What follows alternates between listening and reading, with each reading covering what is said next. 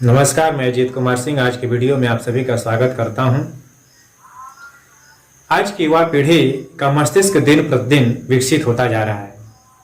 आज की वीडियो उसी परिपक्व मानसिकता का उदाहरण है।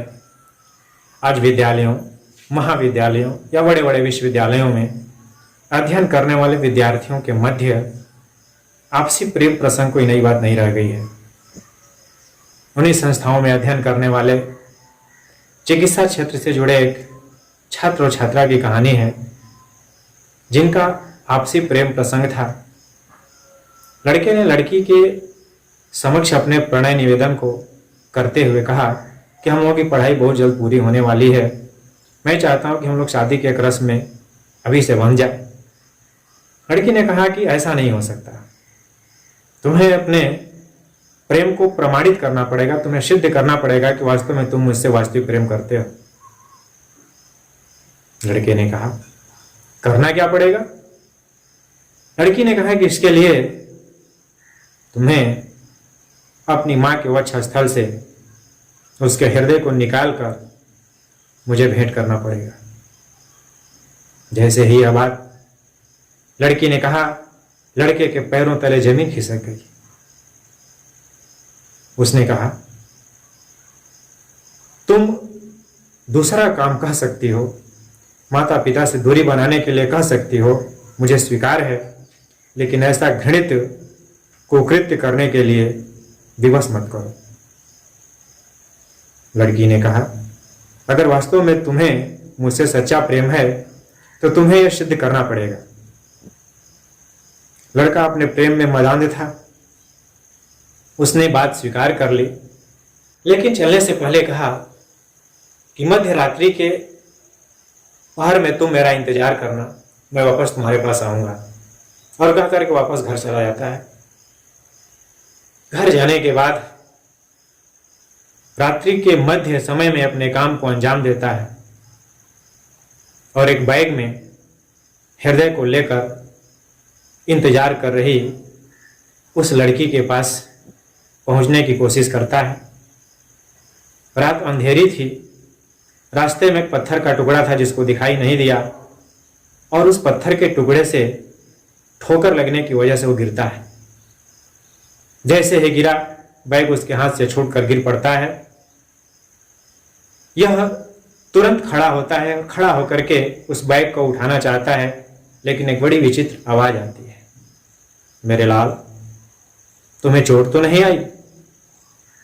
उस रात्रि में लड़का अवाक रह जाता है कि यह विचित्र आवाज कहां से आ रही। लेकिन इन बातों को अनसुना करते हुए कि मेरा वहम है, बैग को उठाता है और अपने तीव्र कदमों से बढ़ते हुए वहां पहुंचने की कोशिश करता है जहां पर उसकी प्रेमिका उसका इंतजार कर रही है। और वहां पहुंचकर उस बैग से हृदय को निकालकर अपने हथेली पे रखते हुए उसको दिखाकर कहता है कि यह मेरी मां का हृदय है, तुम इसे स्वीकार करो। लड़की थोड़ी देर तो मौन रही, चहलकदमी की। उसके बाद उसने कहा, अरे मूर्ख,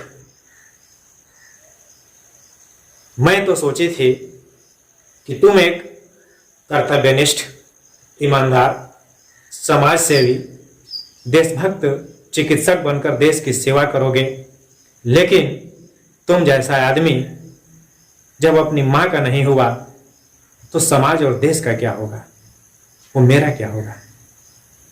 जितना जल्दी हो सके मेरी नजरों से दूर हो जाओ। तुम्हारे लिए मेरे हृदय में आज तो क्या, जिंदगी में भी कभी जगह नहीं हो सकती। मैं तो तुम्हारी परीक्षा ले रही थी और तुमने ऐसा घृणित कृत्य कर दिया। लड़का चुपचाप बैठकर उसकी बातों को शांतिपूर्वक ध्यान से सुना।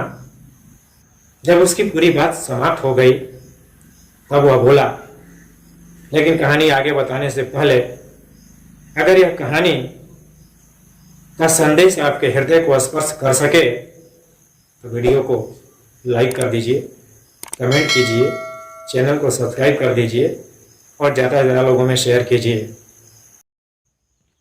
लड़के ने कहा, तुमने मेरी परीक्षा ले ली और अपना मंतव्य भी मुझे बता दिया, लेकिन जिस हृदय को तुम मेरी हथेली पे देख रही हो, क्या वास्तव में मेरी माँ का हृदय है?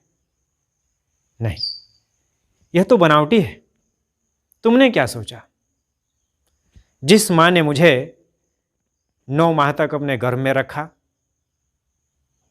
जन्म दिया, मेरा पालन पोषण किया, मैं उसकी ममता को इस तरह से तार तार करके तुम्हारे प्यार में मैं पागल हो जाऊंगा? नहीं, मैंने भी तुम्हारी परीक्षा ली है। यदि तुम स्त्री होकर एक स्त्री के प्रति तुम्हारे हृदय में दया, करुणा, ममता और सहानुभूति नहीं होती तो तुम्हें मेरे हृदय में तो क्या, मेरे पैरों में भी जगह नहीं मिलती। लेकिन तुमने अपना मंतव्य बताकर, अपनी भावनाओं को बताकर अपनी परीक्षा में सफल होने का परिचय दिया है। अब तुम बताओ, पुनः मेरे बारे में तुम्हारा क्या ख्याल है? तब उस लड़की ने बोलने से पहले उसकी आंखों से अश्रुधारा बहनी चालू हो गई। उसने कहा, जिस माँ ने तुम्हें इतना अच्छा संस्कार दिया, तो यह परीक्षा क्या, किसी भी परीक्षा में तुम असफल नहीं हो सकते। ठीक उसी समय, इन दोनों की वार्ता के समय ही उस सुनसान रात्रि में तालियों की बजने की आवाज़ आती है। और क्या देखते हैं कि तुरंत उनके सामने उस लड़के की माँ प्रकट होती है। दोनों देखकर स्तब्ध रह जाते हैं। तब उस माँ ने कहा, बेटा, जब तुम घर से बाहर निकले, मैं गुप्त रूप से तुम्हारे पीछे थी। मुझे नहीं पता था, लेकिन जब तुम रास्ते में गिरे तो आवाज़ मेरी ही थी। और यहाँ आने के बाद मुझे पूरी बात समझ में आ गई। तुम दोनों की मानसिकताओं को मैंने समझा और मैं ईश्वर से प्रार्थना कि तुम दोनों अपनी मनोकामना में सफल हो। कहानी का सारांश क्या है? एक माँ का हृदय पत्थर को भी पिघला सकता है, और उस माँ को मैं कोटि कोटि नमन करता हूँ। जैसा माँ के बारे में कहा गया है, नास्ति मात्र समाछाया, नास्ति मात्र समागति, नास्ति मात्र समम प्राण, नास्ति मात्र समाप्रिया।